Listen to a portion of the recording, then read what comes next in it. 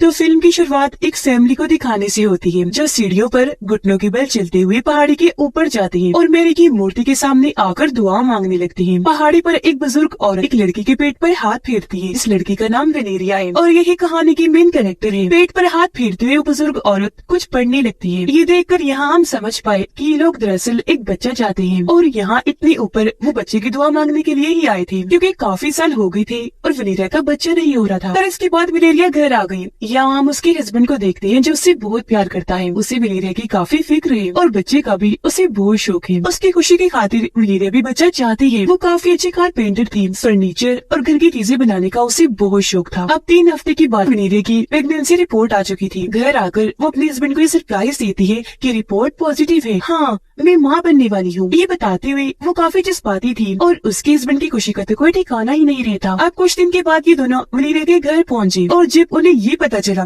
कि वेलेरिया माँ बनने वाली है तो जश्न रखती है इस खुशी को मनाने के लिए। अब यहाँ उसकी एक बहन भी थी जो वेलेरिया को खास पसंद नहीं करती थी। वो उससे जलती थी। वो उसके माँ बनने की वजह से ज्यादा कुछ दिखाई नहीं दे रही थी। इसीलिए सब लोग जब खाना खा रहे थे तो वेलेरिया को शर्मिंदा करने के लिए वो सबको वेलेरिया की पुरानी बात सुनाने लगी। कहती है कि एक बार पड़ोसियों ने वेलेरिया को अपना बच्चा संभालने को कहा, लेकिन क्योंकि इसके अपने बच्चे नहीं है तो ये बच्चों को संभालने में बिल्कुल अच्छी नहीं है। इसने उन पड़ोसियों का बच्चा गिरा दिया। बहन की ऐसी बातें सुनना उसे बहुत बुरा लग रहा था, पर वो कुछ नहीं कहती। लेकिन दिल ही दिल में उसे बहुत गुस्सा आता है। जब वेलेरिया और उसके हस्बैंड घर जा रहे थे तो रास्ते में वेलेरिया की नजर एक औरत पर गई जो एक घर की छत पर खड़ी थी। वो लगातार उसे ही घूरे जा रही थी, लेकिन उसका चेहरा ठीक से दिखाई नहीं दे रहा था। इसलिए वेलेरिया उसे काफी हैरत भरी नजरों से देखती है। तभी अचानक से उनकी गाड़ी के पास एक लड़की आ गई जिसे वेलेरिया पहचान लेती है, क्योंकि ये दोनों पहले बहुत अच्छी दोस्ती हुआ करती थी और इतने वक्त के बाद एक दूसरे को देखकर वो बहुत खुश हो जाती है। जिसके बाद वेलेरिया और उसके हस्बैंड घर आ गए। ऐसे वक्त गुजरता जा रहा था। हम साफ साफ देख पाते हैं कि वेलेरिया को अजीब सा महसूस होने लगा था। उसके अंदर अजीब सा डर था, खास तौर पर इस बच्चे को लेकर। इतनी टेंशन में कि उसे नींद ही नहीं आ रही थी। फिर तंग आकर वो बेड से उठकर खिड़की के पास आकर खड़ी हो जाती है। वो देखती है कि सामने वाली बिल्डिंग पर भी एक औरत खड़ी है जो लगातार वेलेरिया को ही देखे जा रही थी। उसे देखकर वेलेरिया अपना हाथ हिलाती है कि शायद उसे भी नींद न आ रही हो, पर वो औरत हाथ हिलाने की बजाय पूरा जिस्मी बड़ी अजीब तरह मोड़ने लगती है। जो चीज उसे काफी अजीब लगती है। वो हैरत में पड़ गई। लेकिन अगले ही पल वो औरत छत से कूद जाती है। वो मरी नहीं थी, बस उसकी हड्डियां टूट गई थी। वो मुंह की बल गिरी थी और रेंगती हुई उसकी बिल्डिंग की तरफ ही बढ़ने लगी थी। उसे देखकर वेलेरिया काफी डर गई। उसे अपनी आंखों पर यकीन नहीं आ रहा था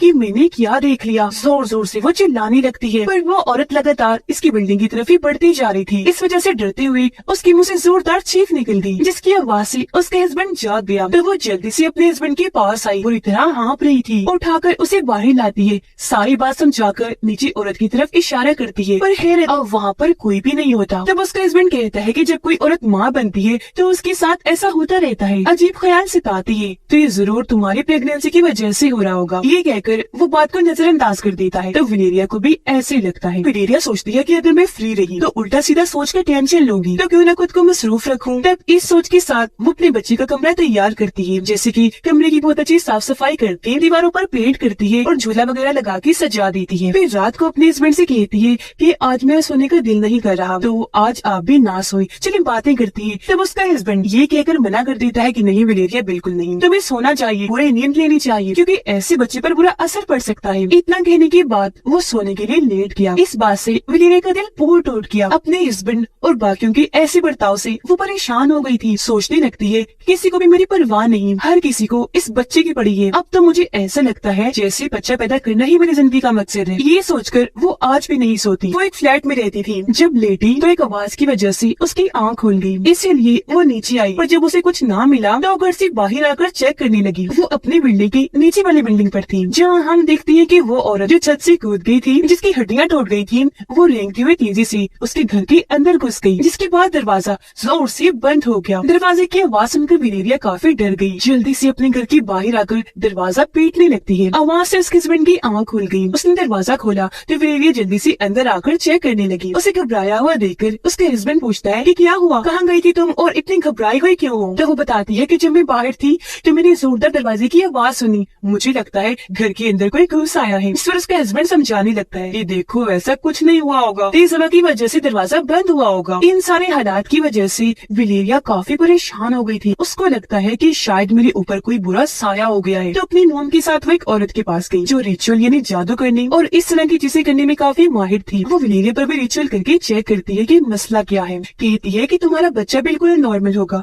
सब ठीक रहेगा, लेकिन साथ साथ मुझे कुछ बुरे असरात भी दिखाई दे रही है, कोई मसले गड़बड़ वगैरह। पर तुम फिक्र ना करो, मैं सब ठीक करने की कोशिश करूंगी। अब दिन ऐसे गुजरते गए, लेकिन वो बुरे ख्याल वलेरिया को अभी भी परेशान कर रही थी। जैसे कि एक दिन जब वो सोने की कोशिश करती है तो उसे ऐसा महसूस होता है जैसे वो रेंगने वाली औरत मेरे कमरे में आ गई है और उसने जोर से मेरा पैर पकड़ के मोड़ दिया है, जिससे मुझे इतनी तकलीफ हुई कि मैं फौरन चीखते हुए जाग गई। इस वक्त उसके हस्बैंड घर पर ही था। उसके चीख की आवाज सुनकर वो फौरन वहाँ आ गया, पर इस बार भी उसे बस उसका बुरा सपना ही लगता है। फिर अब यहाँ से हमें वलेरिया की पास्ट यानी माजी में ले जाया गया। उस वक्त जब वो जवान तो थी लेकिन उसकी उम्र कम थी। उस वक्त वलेरिया और उसकी वो दोस्त जिसे सड़क पर मिली थी वो काफी अच्छी दोस्त हुआ करती थी, बल्कि दोनों एक दूसरे को प्यार करती थी, हमेशा एक दूसरे का साथ निभाती थी, कुछ भी करना होता एक साथ करती थी। अब प्रेजेंट टाइम इन्हीं मौजूदा वक्त में वलेरिया खुद को कमजोर समझ रही थी, इसीलिए अपने उसी दोस्त के पास जाती है क्योंकि वलेरिया उसे बहुत याद कर रही थी। ये दोनों रात में भी दोनों साथ ही थी, पर ये सब कुछ वलेरिया अपने हस्बैंड से छुप कर रही थी। अब अगले दिन वलेरिया के मोम डैड उसे घर पर बुलाते हैं क्योंकि उसके मोम डैड और बहन कहीं जा रही थी और क्योंकि बच्चे घर में अकेले होंगे तो वलेरिया को यहाँ पर वो छोड़ते हैं ताकि वो बच्चों का ख्याल रख सके। अब घर में 2 बच्चे और बस वलेरिया थी। हालांकि वलेरिया उनकी आंट थी, लेकिन फिर भी वो उसे काफी बदतमीजी से बात करती है, उसका मजाक बनाती है और काफी बुरा बर्ताव करती है। ये सुनकर वलेरिया को गुस्सा तो बहुत आया, लेकिन वो इन्हें कुछ कह भी नहीं सकती थी, इसलिए वो बेचारी किचन में जाकर रोने लगती है। वो जब रो रही थी तो वही औरत उसे दोबारा देखी जो फिर से अजीब तरह से हिल रही थी, जिससे वो इतना डर गई कि फौरन बच्चों की तरफ भागने लगती है। बच्चों को जल्दी से लेकर वो ऊपर वाले कमरे में आ गई, उन्हें बेड पर लेकर बैठ जाती है। वो काफी डरी हुई थी क्योंकि उसे एक डरावनी सी आवाज सुनाई देने लगी थी। उसे डरा हुआ देखकर बच्चे भी काफी डर जाते हैं। अब यहाँ हमें पता चला कि जाने से पहले वलेरिया के डैड ने उसे एक बटन दिया था, ये कहते हुए कि जब भी कोई मसला हुआ ये बटन दबा देना, तब तुम्हारी मदद करने पड़ोसी आ जाएंगे। और अब इससे बड़ी और क्या मुसीबत हो सकती थी, इसलिए वलेरिया उस बटन को दबा देती है, जिसके बाद पड़ोसी वहाँ आ गए। वो पूरे घर को चेक करती है पर वहाँ कुछ भी नहीं मिलता, लेकिन उनके डॉग को मार दिया गया था। सबको लगता है कि वो पागल हो रही है, उसका दिमागी तवाज़ुन खराब है, इसीलिए ऐसी बातें कर रही है। उसकी बहन तो उसे काफी बातें सुनाने लगती है क्योंकि जब वलेरिया उसके बच्चों को कमरे में ले जा रही थी तो बच्चों को चोट लग गई थी। तो उसकी बहन को लगता है कि उसने जानबूझकर बच्चों को चोट पहुंचाई और उन्हें डराने के लिए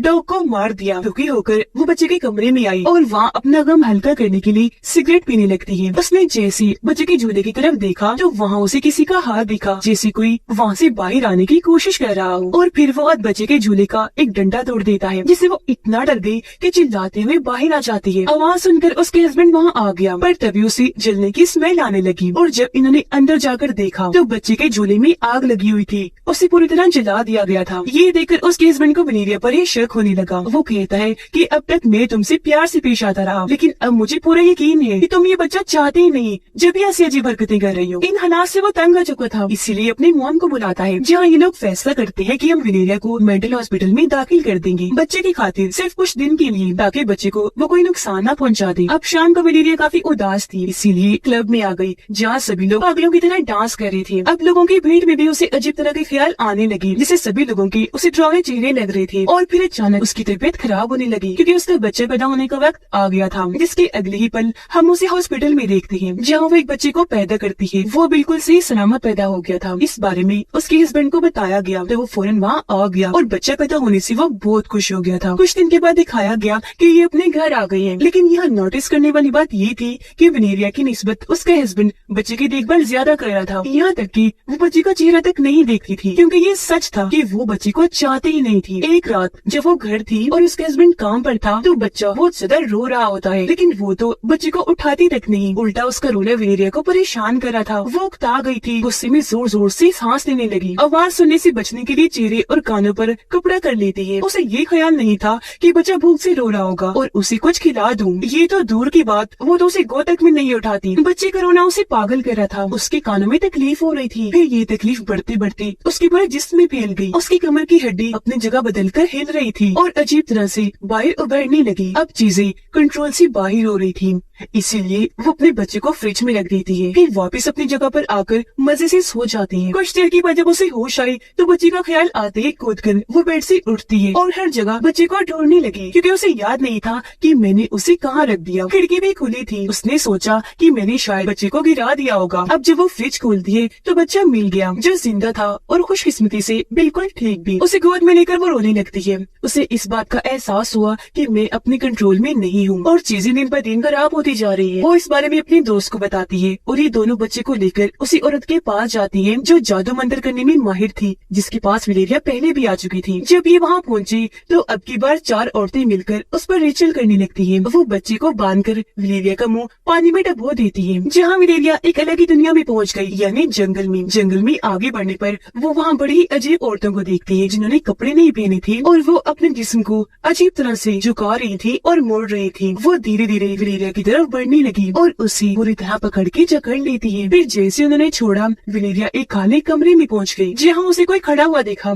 और ये और कोई नहीं बल्कि वही साया, वही औरत थी जो हमेशा उसे बुरे ख्याल दिखाती थी, जिसका नाम बॉन्ड वुमेन था। वो अपना सर मोड़ती है तो वलेरिया देखती है कि ये तो मेरा ही कोई दूसरा रूप है जिसने खुद को कपड़े में लपेटा हुआ था। तभी अचानक वहाँ आग लग गई, जिसमें उसका दूसरा रूप पूरी तरह से आग की लपेट में आ गया और वो जलकर वही खत्म हो जाती है। इसी के साथ वलेरिया की आँख खुल गई थी, जहाँ वो सारी सच्चाई जान गई थी और अब वो दिल से अपने बच्चे को प्यार करती है, उसे चूमती है। इसके बाद वो घर आ गई, पर यहाँ हमें पता चला कि वलेरिया कभी भी ऐसी जिंदगी नहीं चाहती थी। ना वो शादी करना और ना ही बच्चा पैदा करना चाहती थी, बल्कि अपनी आजाद जिंदगी अपने दोस्त के साथ गुजारना चाहती थी। इसलिए आज वो अपने हस्बैंड और अपने बच्चे को अलविदा कहकर चली जाती है, क्योंकि वो जानती थी कि मैं ये जिम्मेदारी नहीं निभा पाऊंगी। वलेरिया इस जिंदगी से तंग थी, क्योंकि जो वो नहीं चाहती थी, जैसे शादी और बच्चा, उसे उस हिसाब से चलना पड़ रहा था। यही वजह है कि उसे हर तरफ बहुत शैतान दिखाई दे रहे थे, वो भी उसके अपने ही रूप में। ऐसा लग रहा था जैसे उसे शैतानों ने जकड़ लिया हो। इसलिए जब वो होश में आई तो सब कुछ जान गई थी, क्योंकि उसका डिप्रेशन टेंशन बाहर आ गई थी। उसे समझ लग गई थी कि मुझे क्या करना चाहिए, और उसके रूप के बार बार नजर आने का मकसद भी यही था कि वो वलेरिया को समझाने की कोशिश कर रहा था कि तुम्हें इस जिंदगी को छोड़कर अपनी असली जिंदगी अपनी दोस्त के पास चले जाना चाहिए, क्योंकि ऐसे घुट घुट कर तुम नहीं जियोगी। इस फिल्म की कहानी इधर ही खत्म हो जाती है।